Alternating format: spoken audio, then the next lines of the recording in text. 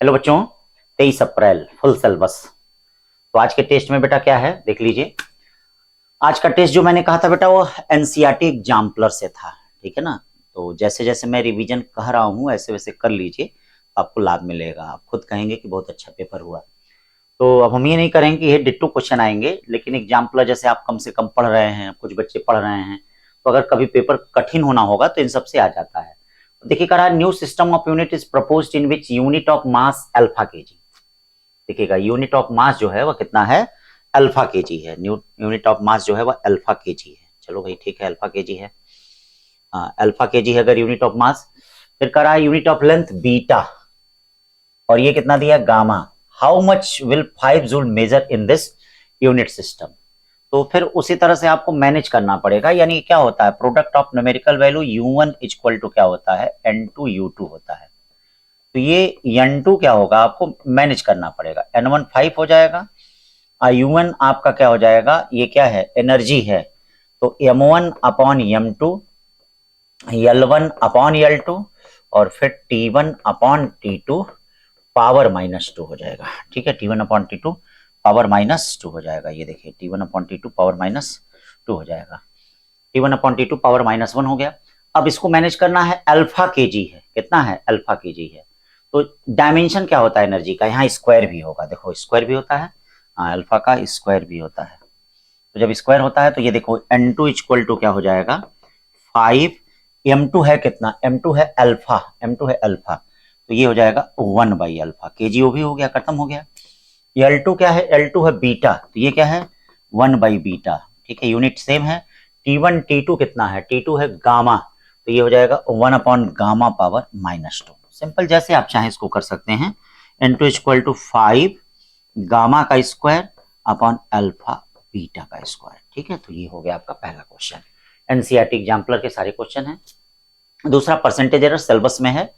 y equal to a दिया है, b दिया है, ठीक है ना। कह रहा है कि we should report correct value of root A B. तो y इक्वल टू देखिए क्या है, y इक्वल टू क्या होता है, ए बी होता है।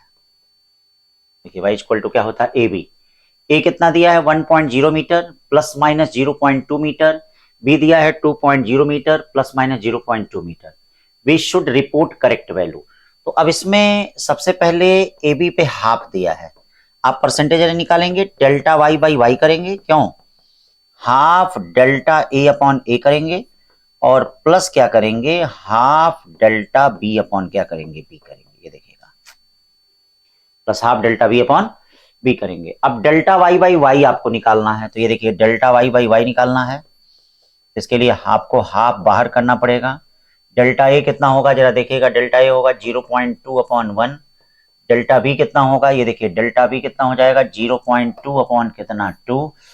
अब सबसे पहले y equal to root A B निकालना पड़ेगा। रूट ए बी में 2 आएगा, 2 का 1.4 होगा, तो ये तो कंफर्म हो गया कि 1.4 सही है। हाँ, अब दो सिग्निफिकेंट फिगर तक होना चाहिए। अब या तो ये सही होगा या तो ये, तो ये 2 तो नहीं होगा सही। अब यहाँ y की वैल्यू जब हम रखेंगे डेल्टा y इक्वल टू, तो देखिए y की वैल्यू 1.4 है अपॉन 2, देखिए 0.2 हो गया और ये प्लस 0.1 हो गया, तो क्या हो जाएगा 0.7 हो जाएगा, ये इंटू 0.3, ये क्या हो जाएगा 0.21 हो जाएगा। तो ये दो सिग्निफिकेंट फिगर हो गया, और हमको एक ही सिग्निफिकेंट फिगर में चाहिए, तो 0.2 यानी ये वाला आ जाएगा, 4 आ जाएगा। ठीक, फिर देखिए इसमें कह रहा है an object falling through a fluids observe, acceleration दे दिया है। अब कह रहा है कि constant what must be value of constant speed.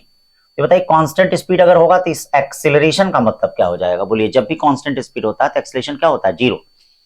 तो एक्सीलरेशन ए इक्वल टू क्या हो जाएगा, 0, यानी g minus b v equal to क्या हो जाएगा, 0, या ये जो v हो जाएगा वह जी बाई कितना हो जाएगा, v।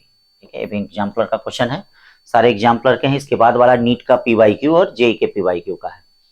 करा 2 पार्टिकल हैं प्रोजेक्टेड θ1 θ2, ठीक, बोथ एक्यूट है, एक्यूट एंगल है, horizontal. The height reaches by first particle greatest that the, हाँ, सेकंड। अब ये कंप्लीमेंट्री नहीं बोला है, हाँ, तो द करा the thick the wrong choice, tick the wrong choice. तो रॉन्ग चॉइस, सबसे पहली बात बताइए हाइट क्या होगा, दोनों का हाइट H1 इक्वल टू क्या होगा, यू स्क्वायर, ये तो सेम है, sine square theta 1 upon 2g हो जाएगा। और एक का h2 कितना हो जाएगा ये बताइए, ये हो जाएगा u square sine square theta 2 upon कितना हो जाएगा 2g हो जाएगा।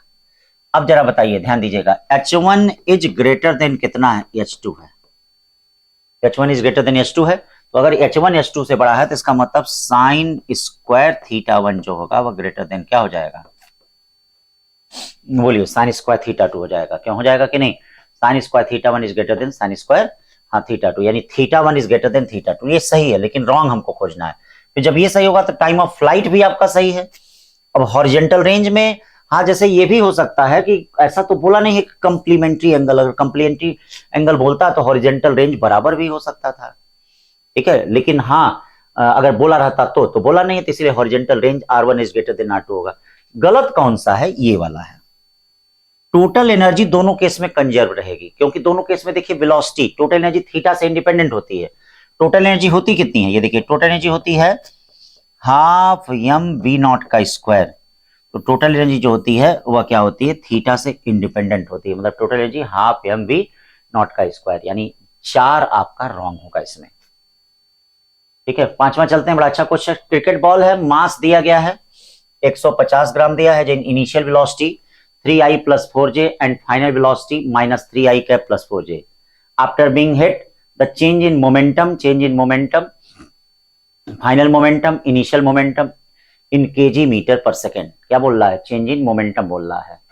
आफ्टर बीइंग हिट, तो बेटा चेंज ऑफ मोमेंटम क्या होता है, डेल्टा पी इक्वल टू क्या होता है, यम, अब v माइनस कितना होता है u, या डेल्टा पी इक्वल टू कितना हो जाएगा p, यम देखिए, यम कितना हो गया, यम हो गया 150 ग्राम। 150 ग्राम का मतलब 150 इंटू 10⁻³ और v कितना हो गया, v जो हो गया -3i cap plus 4j cap, -3i cap plus 4j cap, v minus u, मतलब ये भी माइनस होगा, ये भी माइनस होगा, -3i cap minus 4j cap. क्यों भैया, यही ना है। तो ये देखिए डेल्टा पी इक्वल टू क्या है, 150 into 10⁻³ 3 3 6 -6i cap -4 4 8 j cap, ठीक है भाई। अब ये देखिए कितना हो जाएगा, ये चेंज ऑफ मोमेंटम हो गया।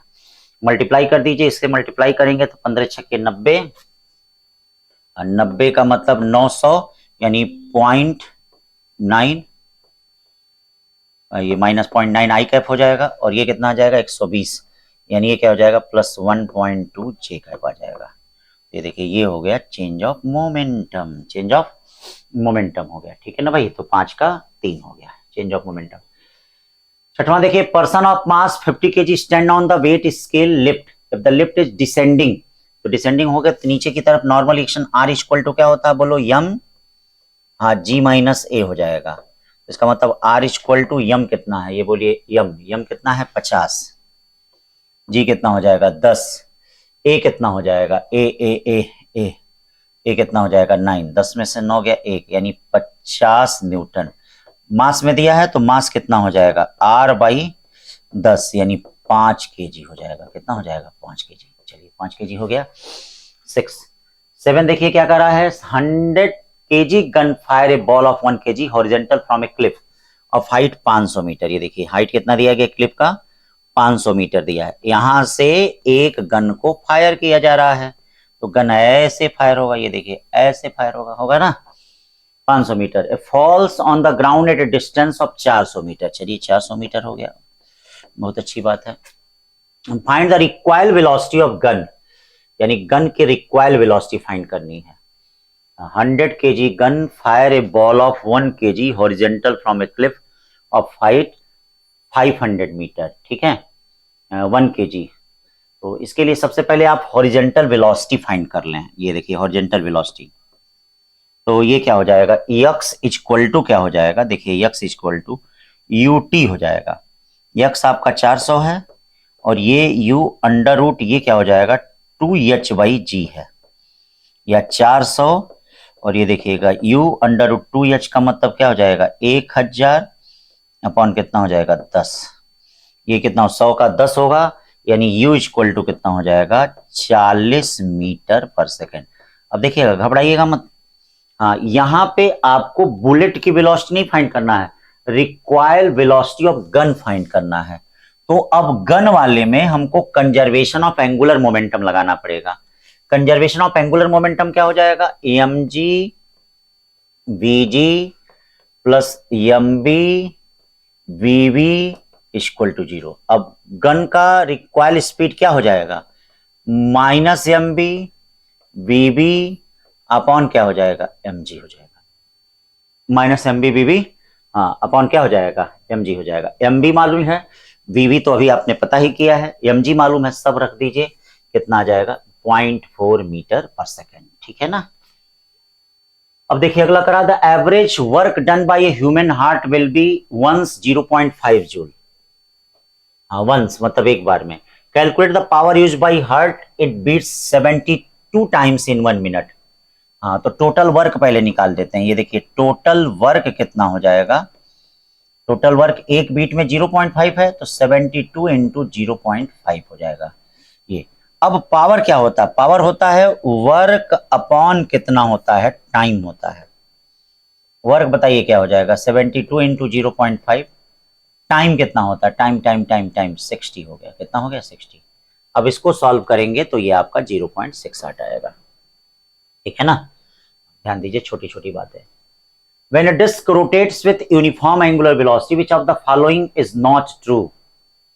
ठीक है, नॉट ट्रू। तो देखिए uniform angular velocity alpha equal to क्या होता है, D omega upon D T.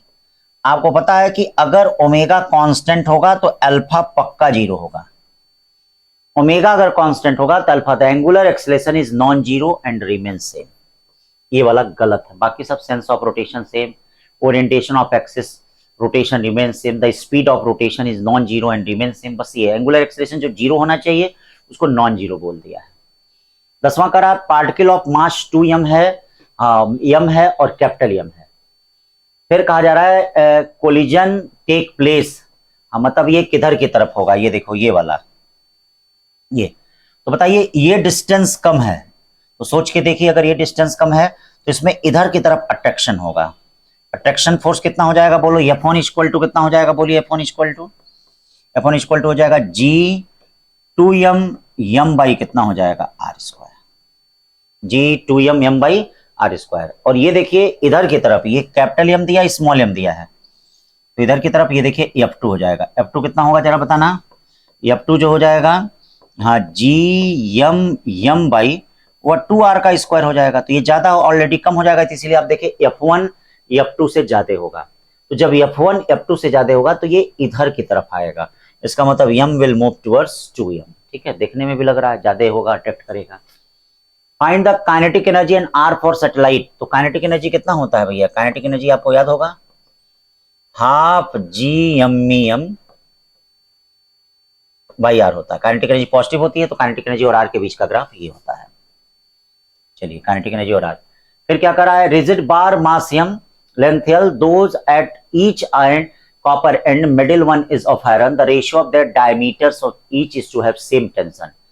ठीक है, तो ये देखिए क्या होता है, y इक्वल टू मॉडुलस क्या होता है, F बाई ए में ही डायमीटर छिपा हुआ है, पाई डी स्क्वायर बाई 4, ठीक है, एफ ए और डेल्टा एल सब सेम है, तो इसका मतलब डी और वाई में क्या रिलेशन होगा, D square inversely proportional to Y हो जाएगा, या डी इनवर्सली प्रोपोर्शनल टू क्या होगा, रूट में वाई हो जाएगा। सही है ना, देखना छोटी छोटी बातें, हाँ D inversely proportional to root Y.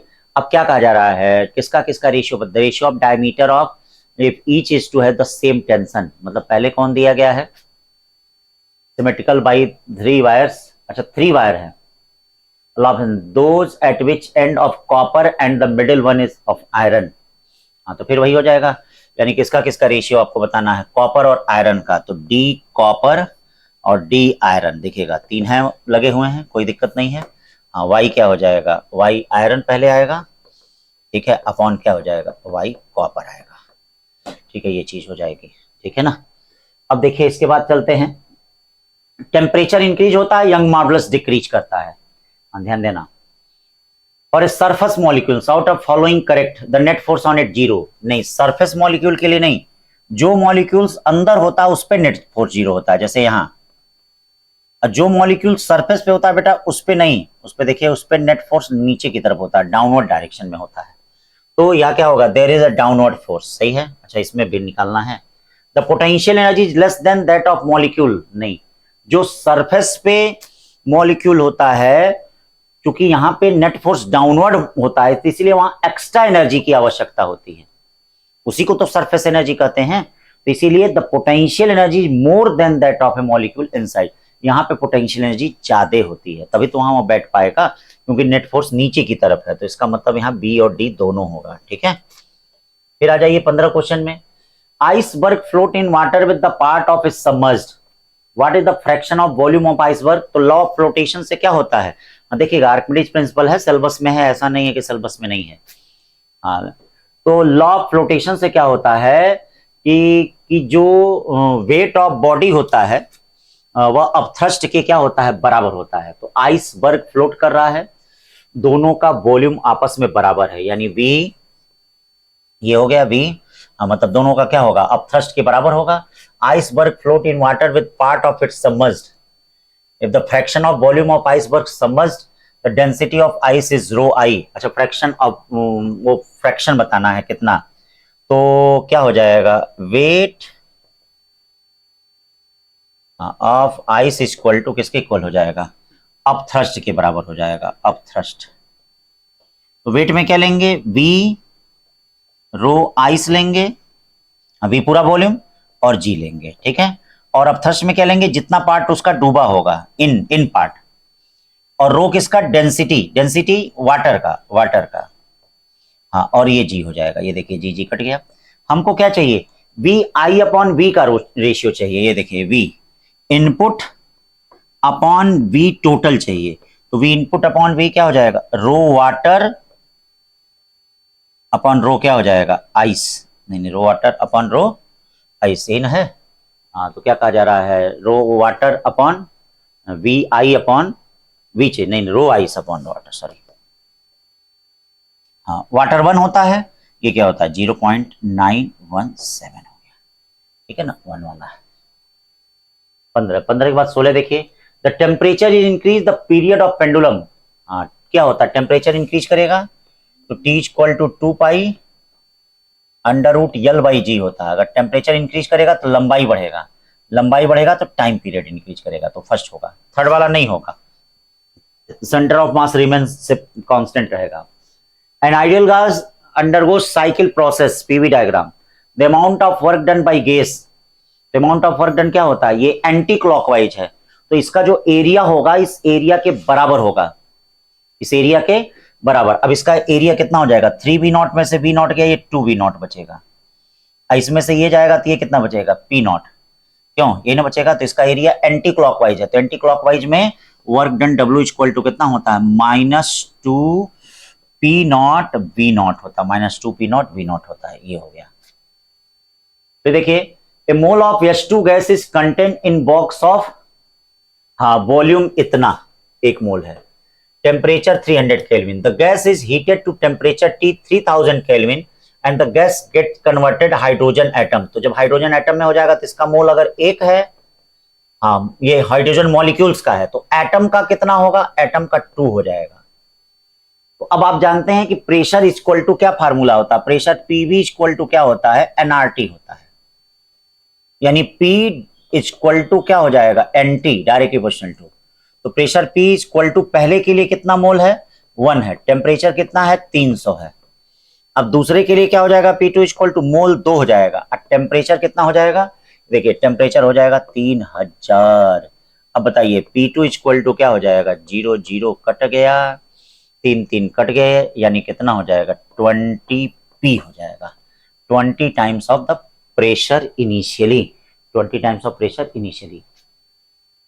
Calculate the ratio of mean free path of molecules of 2 gases. Diameter 1 angstrom.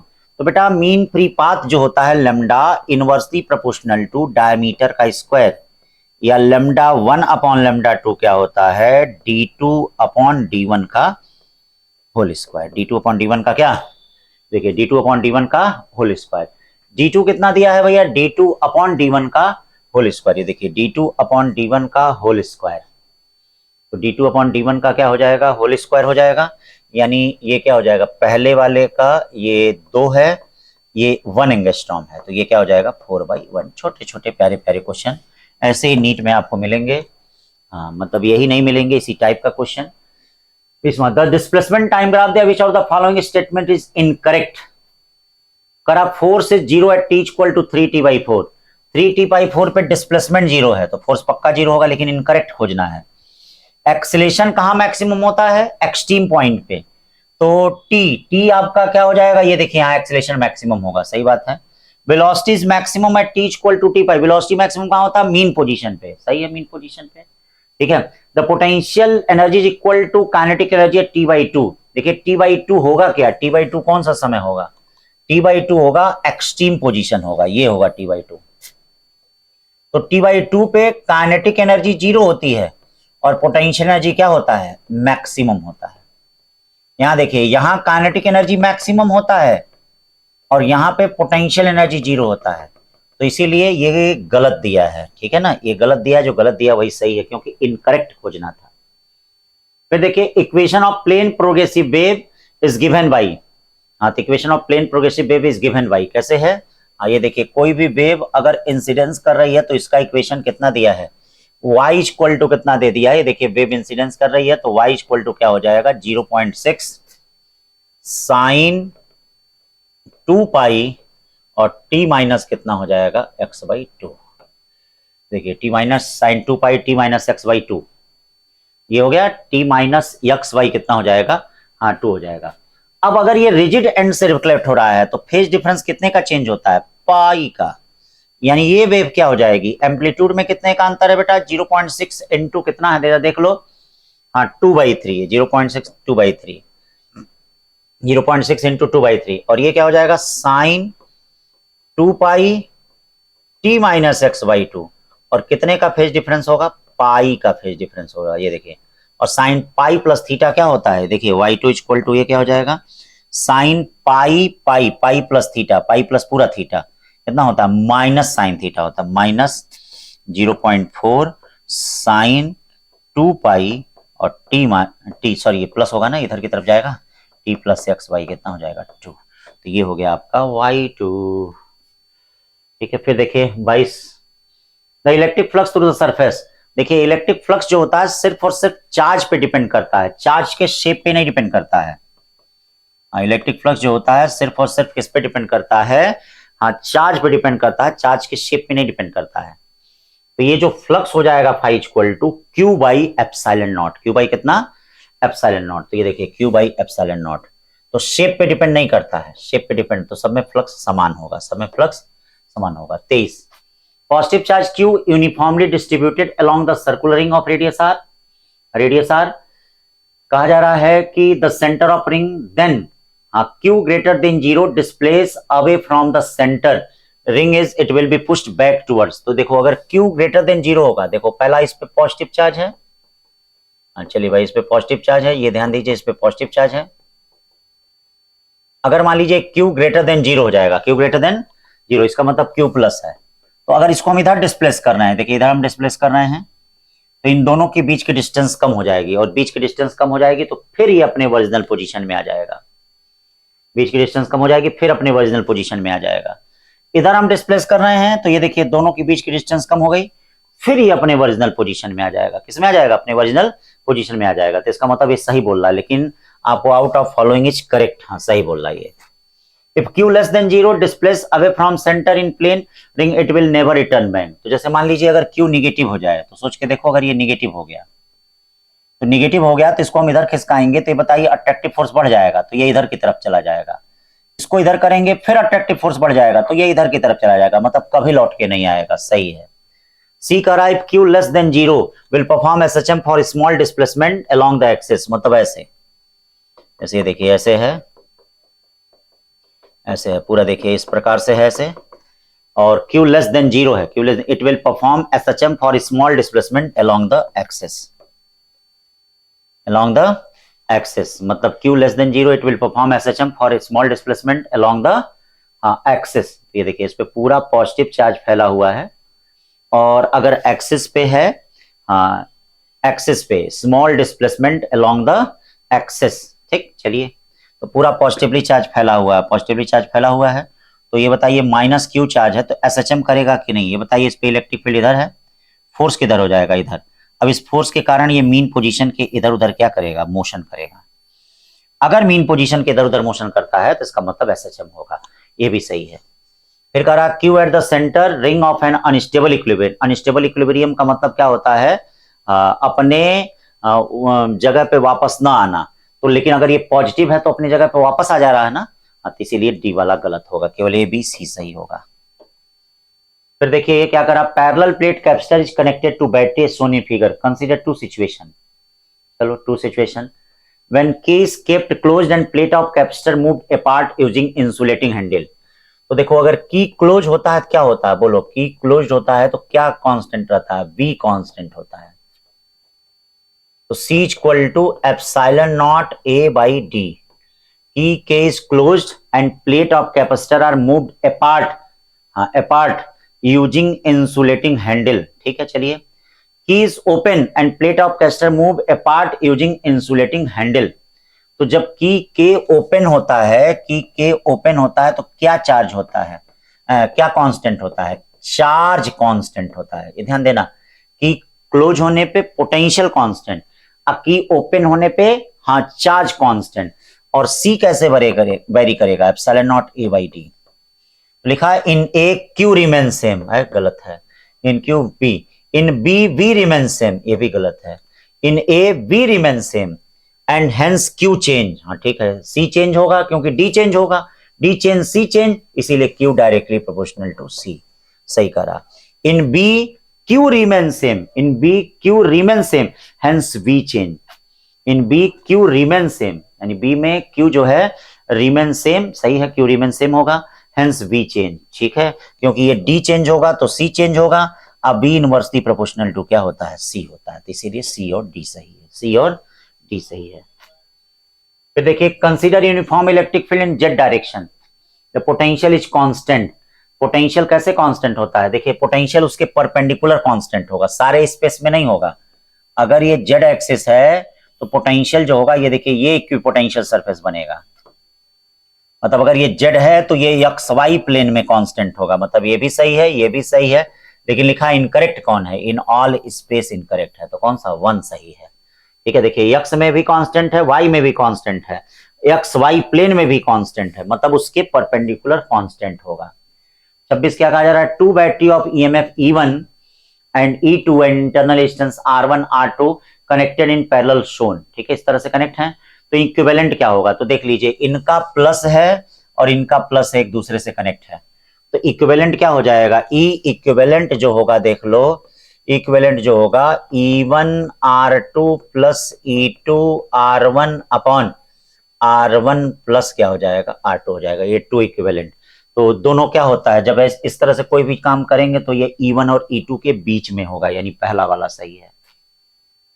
फिर देखिए 27 क्या कर रहा है, metal rod of length 10 centimetre and rectangular cross section 1 centimetre into 1/2 centimetre is connected to battery across opposite face.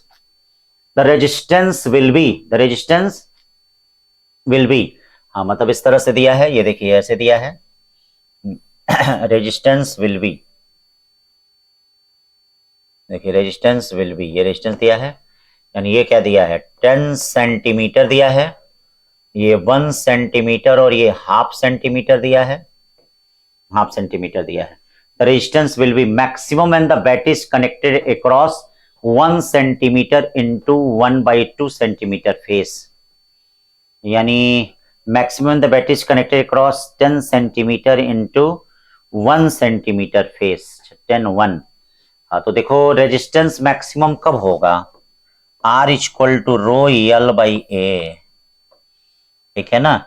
जैसे area कम होना चाहिए, length ज्यादा, तो ये वाला देखो 1 सेंटीमीटर इंटू क्या कर रहा, 1 सेंटीमीटर इंटू, मतलब ऐसे कनेक्ट अगर होता है, ऐसे ये ऐसे कनेक्ट है ना, तो जब ऐसे कनेक्ट होगा तो ये देखिए एरिया कम होगा, एरिया कम होगा तो रेजिस्टेंस ज्यादा होगा, और लेंथ भी इसमें ज्यादा आ रही है, और किसी में लेंथ नहीं ज्यादा आएगी, और किसी में लेंथ नहीं ज्यादा आ रही है, तो देखने से ही 1 वाला होगा, ठीक है ना। सब में अलग अलग होगा रेजिस्टेंस, ध्यान देना।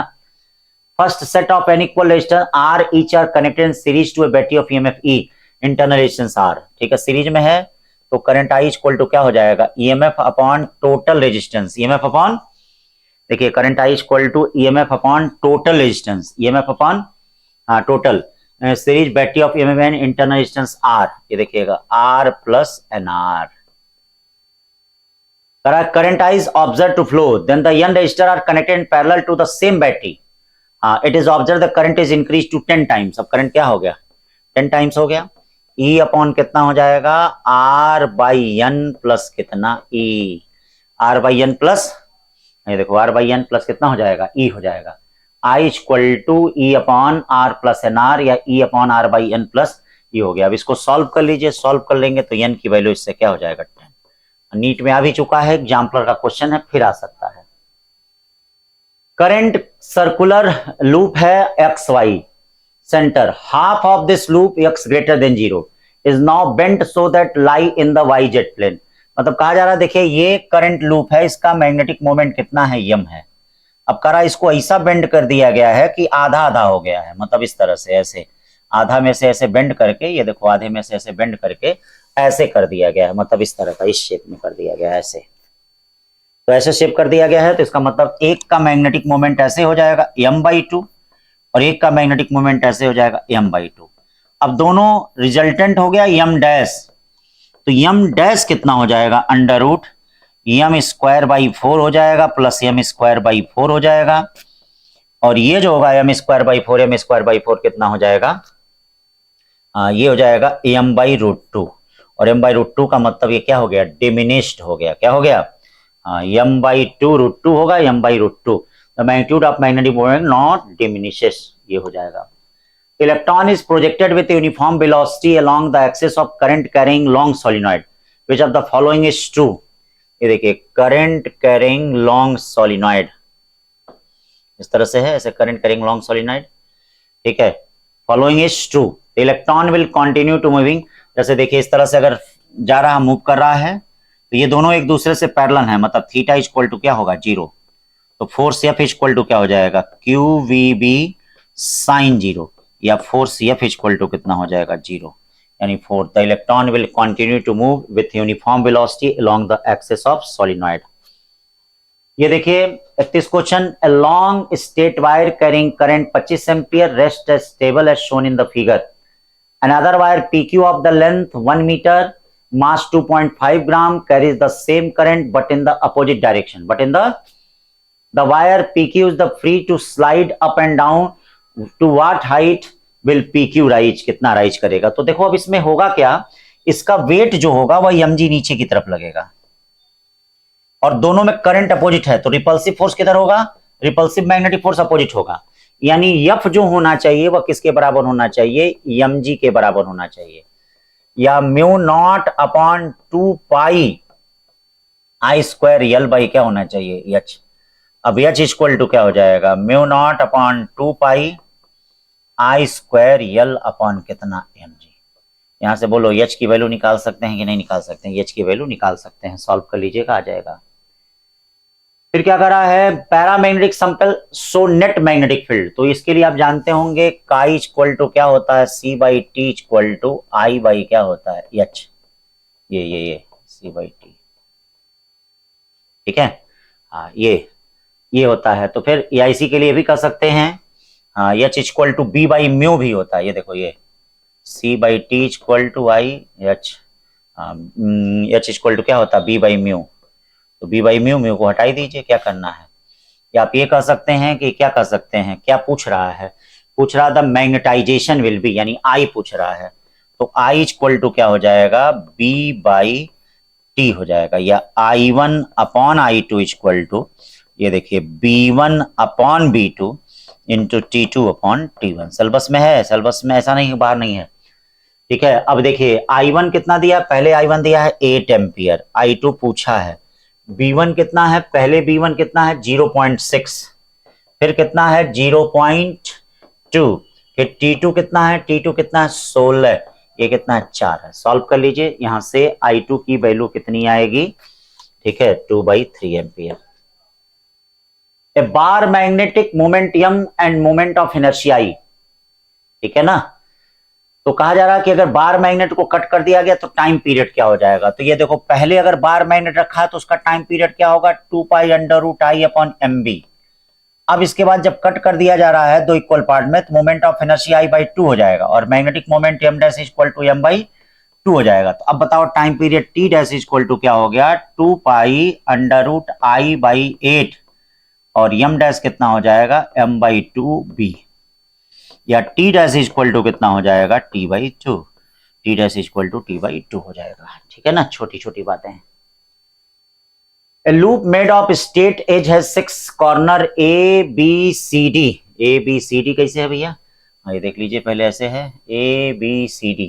A है आपका 0 0, ये x एक्सिस कर लेते हैं, इसको y एक्सिस कर लेते हैं, इसको z एक्सिस कर लेते हैं, 0 0। B क्या है, B है आपका L कॉमा 0, C है L L 0, ठीक है, C होता है। D है 0 L 0, ये देखो D जो होता है ये 0 L 0 होता है, ठीक है, 0 L 0 हो गया। फिर E और F कैसे हैं, ये देखिए E और F, ये E हो गया और ये F हो गया। E और F कैसे हैं, E जो है 0 L L, ये देखिए ये है 0 L L, और F जो दिया गया है 0 0 L, 0 0 L दिया है। करा the flux passing through the loop ABCD। तो ये देखो, इसका मैग्नेटिक मोमेंट क्या हो जाएगा, इसका magnetic moment M1 equal to हो जाएगा L स्क्वायर के कैप में इधर की तरफ, इसका मैग्नेटिक मोमेंट क्या हो जाएगा, M2 इक्वल टू इधर की तरफ, यानी L स्क्वायर कौन कैप है, L स्क्वायर आई कैप है। तो बोलो नेट मैग्नेटिक मोमेंट कितना हो जाएगा, net magnetic moment L square बाहर हो गया, आई कैप प्लस कितना हो जाएगा, के कैप, ये हो जाएगा मैग्नेटिक मोमेंट हो जाएगा। अब बताइए फ्लक्स कितना करेंगे, फ्लक्स फाई इक्वल टू क्या होगा, फ्लक्स फाई इक्वल मतलब एरिया वेक्टर हो गया, सॉरी मैग्नेटिक मोमेंट मतलब वही एरिया वेक्टर ही मैग्नेटिक मोमेंट ले लीजिए। अब फ्लक्स कितना हो जाएगा, फ्लक्स फ्लक्स देखिए हो जाएगा, हाँ बी डॉट ए, बी कितना है, बी नॉट आई प्लस के कैप है, और ये कितना हो जाएगा, एल स्क्वायर बाहर हो जाएगा, ये देखिए ये हो गया एल स्क्वायर बाहर हो गया, और ये क्या बचा, आई कैप प्लस के कैप बचा, आई डॉट आई वन के डॉट के वन, यानी क्या हो जाएगा 2 बी नॉट एल का स्क्वायर है, सही 34। चलिए 35 कहा जा रहा है कि इन द पीएन जंक्शन, ध्यान दीजिएगा, in the PN junction when no battery is connected, तो क्या होगा। तो आप जानते हैं कि अगर बैटरी कनेक्ट हो जाती है तो उस कंडीशन में डिप्लेशन लेयर की विड्थ जो है घटती है। इसका मतलब क्या होता है, इसका मतलब बैरियर पोटेंशियल जो है वह एक्सटर्नल पोटेंशियल का अपोज करता है। तो बैटरी कनेक्टेड पे ये 3 वाला रिप्रेजेंट करेगा, और बैटरी सॉरी फॉरवर्ड बाइसिंग में, और रिवर्स बाइसिंग में क्या होता है, बैरियर पोटेंशियल एक्सटर्नल पोटेंशियल का सपोर्ट करने लगता है, इसीलिए नेट पोटेंशियल बढ़ जाता है, तो ये रिवर्स बाइस को रिप्रेजेंट करेगा। भाई इसमें कोई 3 करस्पॉन्ड टू फॉरवर्ड बाइस, सही है, and 1 correspond to reverse bias, ठीक है। दूसरा 35 का 2। 36 क्या कर रहा है, इन द आरएमएस करंट, हाँ आरएमएस करंट सर्किट 5 नॉट, चलिए आई नॉट निकाल दीजिए, आई नॉट कितना हो जाएगा 5√2 हो जाएगा, टाइम कितना है 1/300, हाँ फ्रीक्वेंसी कितनी है, फ्रीक्वेंसी या ओमेगा कितना हो जाएगा 2 पाई एफ कितना है 350। कर आया कि वैल्यू ऑफ करंट, तो इसके लिए अब करंट क्या करना पड़ेगा, equal to I naught sine omega T देखना पड़ेगा, या I equal to I naught कितना हो गया, देखो 5√2 हो गया, हाँ ये क्या हो जाएगा 5√2 हो जाएगा, ये हो गया 5√2 हो गया, देखो 5√2, और ये साइन होगा, साइन सही बात है, 2 पाई एफ कितना है 2 पाई, ये देखिए 2 पाई, ये 2 पाई हो गया, 2 पाई एफ कितना हो जाएगा, एफ 50 हो गया, और टी कितना हो जाएगा 1/300, तो ये 3 बार गया, यानी क्या बचा 5√2 sine pi by 3, sine pi by 3 sine 60 होता है, साइन 60 का मतलब √3/2, √3/2 का मतलब क्या हो जाएगा √3/2, साइन 60 √3/2, कहीं कुछ गड़बड़ हो गया क्या भाई,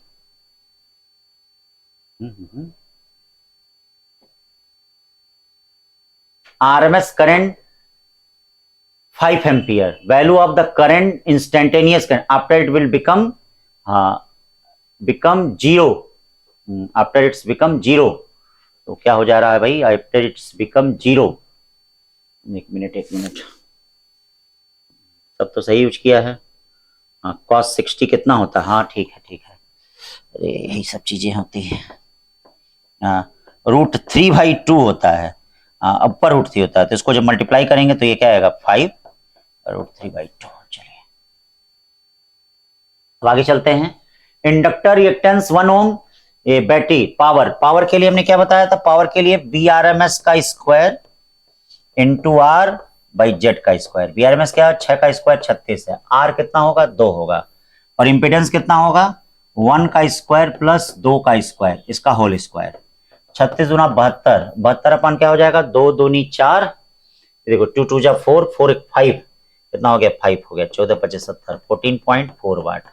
3 नहीं है, हाँ 3 सॉरी 3 है। हाँ 37 का कितना हो जाएगा 3। फिर देखिए 38 क्या कर रहा है, E B represent electric and magnetic field. हाँ तो कैसे होता है डायरेक्शन, ई क्रॉस बी के पैरेलल। इलेक्ट्रिक फील्ड इंटेंसिटी क्या होती है, intensity directly proportional to E का स्क्वायर। इंटेंसिटी क्या होता है, power directly proportional to E का स्क्वायर। तो मैं intensity half epsilon naught E square, ये सब इंटेंसिटी होता है ना। तो ई डायरेक्टली प्रोपोर्शनल टू कितना होगा, ये बताओ, E directly proportional to √p होता है। तो पावर कितना हो गया है आधा, तो ये भी कितनी हो जाएगी, E/√2 हो जाएगी। 40, you are given a 2 microfarad plate, how would be stabilise instantaneous displacement current.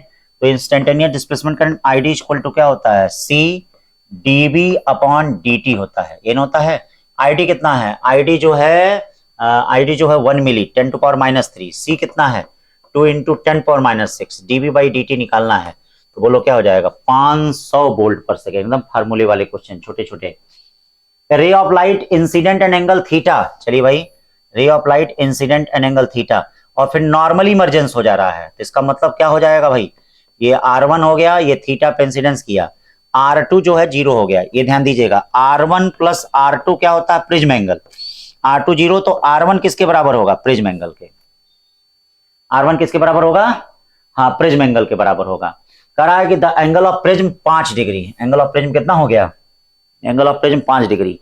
फिर कहा जा रहा and the prism is made of material of refractive index 1.5, the angle of incidence is, angle of incidence is, तो angle of incidence का मतलब क्या हो जाएगा, जरा ध्यान दीजिएगा, sine theta equal to mu, हाँ साइन R1, इस पे लगाएंगे ना Snell's law, sine theta equal to mu sine R1। Angle बहुत छोटा है तो थीटा इक्वल टू क्या होगा, म्यू R1। थीटा कितना निकालना है, म्यू कितना 1.5, R1 क्या है प्रिज्म एंगल क्या है 5, तो कितना हो जाएगा 7.5 डिग्री। बहुत छोटा छोटा क्वेश्चन एनसीईआरटी से रिलेटेड। 42 देख लेते हैं, truth table for a given circuit. तो truth table for given circuit, इसका मतलब क्या हो जाएगा, ये देखिए ए यहां से चलेगा, यहां से बी चलेगा, ये A.B हो जाएगा, ये यहां से ए चलेगा नॉट ए बी हो जाएगा, यहां क्या चलेगा A.B plus not A B. देख लीजिए बारी बारी चेक करके देख लीजिए कौन सा होगा इसमें। हाँ जैसे मान लीजिए आप किसी एक को रख लीजिए, 0 से चेक कर लीजिए क्या 0 आ रहा है, 0 1 से 1 आ रहा है, देख लीजिए 0 0 से क्या आ रहा है 0 0, 0 0 से 0 आ रहा है, 0 0 0 का उल्टा कितना हो गया 1 0, हाँ ये क्या आ रहा है 0 आ रहा है, तो ये तो सही आ रहा है। 0 1, चलिए 0 1 से क्या हो गया 0 हो गया, 0 का उल्टा 1 हो गया 1, ये क्या आ रहा है 1, ये भी सही आ रहा है। फिर 1 0, 1 0 से क्या आ रहा है 1 0, 1 0 से 0 हो गया, 1 का उल्टा क्या है 0, ये देखिए क्या आ रहा है, ये भी 0 आ रहा है, सही हो गया। 1 1, 1 1 क्या हो गया 1 हो गया, ये क्या हो गया 0, ये भी 1 आ रहा है, इसका मतलब सही हो गया, तो तीसरा वाला सही है, चेक कर लीजिए। 43 करा, for a glass prism mu equal to √3, angle of minimum deviation is equal to angle of prism, find the angle of prism, यानी म्यू इक्वल टू कितना हो जाएगा साइन डेलियम ए के बराबर हो गया, A/2 कितना हो गया साइन ए, इन होता है म्यू √3 है, ये क्या हो जाएगा साइन, ये A/2 होता है ना, साइन A/sin A/2। चलिए अब देखिए √3, साइन ए का फार्मूला लिख दीजिए 2 sin A/2 cos A/2 upon sin A/2, आ जाइए कटम कुटम, cos A/2 √3/2। √3/2 का मतलब कितना होता है, नहीं बोलेंगे? √3/2 होता है cos 60। cos 60 होता है ना? हाँ, √3/2 cos 30 होता है, सॉरी। a/2 इक्वल टू कितना हो गया, 30, या a इक्वल टू कितना हो जाएगा, a इक्वल टू हो जाएगा 60, a इक्वल टू हो जाएगा 60। 43 का 1। चलिए 44, young double slit experiment, source of white light, one of the hole is covered by the red filter and another by blue filter। तो अब क्या होगा, कोहेरेंट नहीं इनकोहेरेंट सोर्स मिलेंगे। देखिए दो दो वेवलेंथ की लाइट पास करेगी, तो कोहेरेंट नहीं इनकोहेरेंट। जब इनकोहेरेंट सोर्स होगा तो इंटरफेरेंस पैटर्न नहीं मिलेगा, क्योंकि इंटरफेरेंस पैटर्न होने के लिए कोहेरेंट सोर्स होना जरूरी है। इसीलिए इसमें कौन सा होगा, तीसरा। 45, photons absorbed in matter are converted to heat at a source of emitting in a photon per second. Frequency nu is used to convert 1 kg of ice at 0 degree centigrade to water at 0 degree centigrade. Then the time taken for the conversion, मतलब कितना time लेगा, हाँ कितना time लेगा। तो Q equal to यहाँ पे क्या हो जाएगा, Q equal to time taken. तो ये देखिए इसके लिए एक फोटान की एनर्जी h न्यू हो गई, n फोटान की एनर्जी कितनी हो जाएगी, n h न्यू। ठीक है, n फोटान पर सेकंड है, पर सेकंड है, टाइम से मल्टीप्लाई कर दीजिए, n फोटान पर सेकंड छिपे हुए हैं। आइए किसके बराबर कर दीजिए, ml के। तो ये बताइए क्या कहा जा रहा है, टाइम में पूछा जा रहा है टाइम, तो ml अपॉन कितना हो जाएगा, h n न्यू हो जाएगा। तो कह रहा है which of the incorrect, decrease with increasing n, decrease with increasing N. हाँ एन इंक्रीज करेगा डिक्रीज करेगा, हाँ लेकिन इनकरेक्ट खोजना है, ये करेक्ट है, हाँ इनकरेक्ट खोजना है। डिक्रीज विथ एन फिक्स्ड, हाँ यहाँ भी न्यू बढ़ेगा तो देखिए टी डिक्रीज करेगा, ये भी सही है। रिमेन्स कांस्टेंट अगर एन यू कांस्टेंट, हाँ ये भी सही है। Increase when the product N V increase, नहीं एन वी अगर इंक्रीज कर रहा है तो टी घटेगा, तो जो गलत है वही यहाँ पे क्या है, सही है। तो इस तरह से ये 45 क्वेश्चन हो गए हैं। कितने क्वेश्चन हो गए बच्चों, हाँ 45। तो ये देखिए आपके 21 अप्रैल 23 अप्रैल का टेस्ट हो गया, ओनली एनसीईआरटी ओनली एग्जाम्पलर। अब जो 25 अप्रैल का टेस्ट है only JEE and NEET PYQ होगा, ठीक है ना भाई, ओनली जेई एंड हाँ नीट पीवाईक्यू होगा। तो ये चीज ध्यान रखी रहिएगा। फिर उसके बाद एनसीईआरटी एग्जाम्पलर, फिर उसके बाद आप लोग भैया अपनी परीक्षा की तैयारी करेंगे। आज से ही आशीर्वाद है, विजयी भव, खूब अच्छा करें, खूब बढ़िया करें, तनाव मुक्त रहें, टेंशन फ्री। हाँ सबसे बड़ी चीज, इस विजय के साथ साथ तनाव मुक्त भी रहें। हाँ सबसे बड़ी चीज क्या है इस जीवन में, तनाव मुक्त होना। हाँ जो एक मतलब बहुत बड़ी बात है, हाँ लेकिन आप कर सकते हैं। ठीक है बेटा, तो पढ़ते रहिए, छोटे छोटे फार्मूलों को याद करते रहिए, रिवीजन करते रहिए। ठीक है, all the best, thank you.